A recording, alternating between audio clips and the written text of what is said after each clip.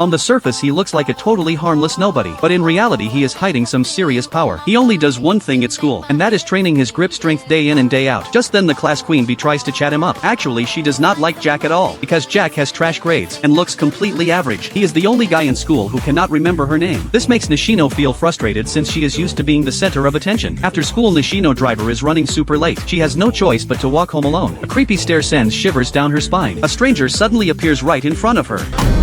Nishino Akane da na. Next thing she knows she is grabbed and dragged away. In a moment of despair she locks eyes with Jack nearby, but he does not step in to help. She wakes up tied up in an abandoned warehouse. This is a kidnapping for ransom. Outside Jack is scoping out the situation. After counting the enemies he opens his bag. He puts on a mask and pulls out 2 crowbars. These will be his tools for dishing out justice. Inside the warehouse a blonde thug is about to mess with Nishino. Suddenly footsteps are heard on the roof. Jack crashes through the window in an instant, claiming to be a berserker who cleans up the trash. Before the blonde guy can shoot he gets pierced by glass. Jack immediately follows up with a kick to finish him. Seeing this the remaining big guy drops his gun to fight hand to hand. As an ex-military man he has not met an opponent like this in ages. This is exactly what Jack wanted. The big guy tries to attack while Jack looks hurt, but Jack perfectly blocks with his crowbars. Jack lectures him on the beauty of crowbars while fighting. Jack does not want to waste any more time. He throws the crowbar in his hand. A sudden burst of speed hits the big guy directly. 暴走族にバル1本で殴り込むあの目出し帽のバーサーカー最近奴らはヘルメットを被るようになった。頭を殴られても大丈夫なようにな。 The big guy loses his cool. This is the true power of a legendary berserker. He tries to pick up his gun again, but Jack hates firearms more than anything. The big guy gets beaten to a pulp instantly. Jack strikes a cool pose to end the fight. He unties the ropes and vanishes, leaving Nishino completely confused. Jack leaves quietly without taking any credit. The next day Nishino arrives at school. This time Jack actually calls her by her name. In that moment, Nishino feels like she and Jack are on the same wavelength. But the very next morning, the news reports that Jack died in a car accident. きっかけが何だったかは覚えていない。ただ物心ついた頃にはもう憧れていた。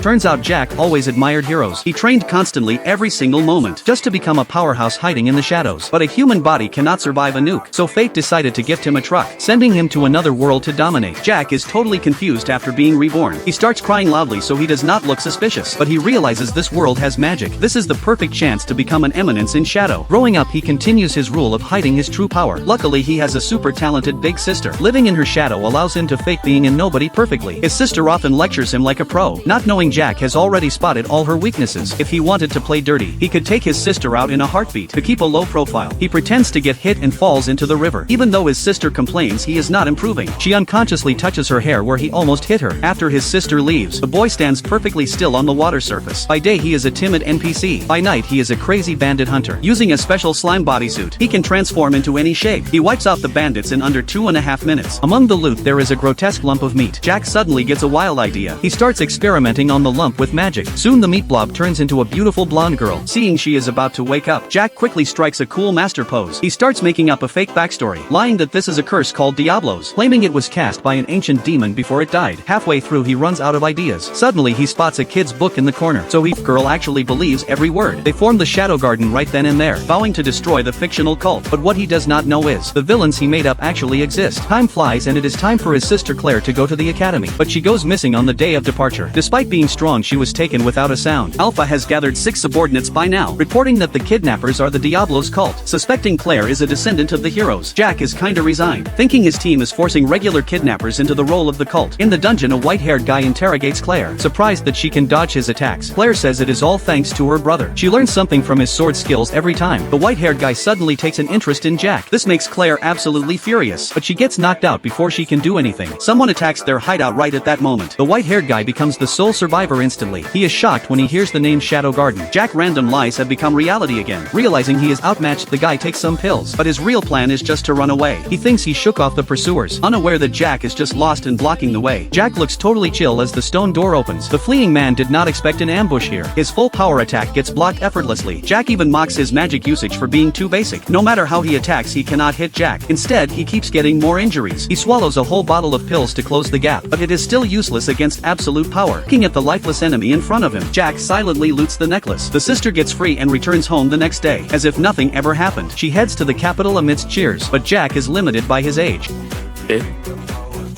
お別れよ。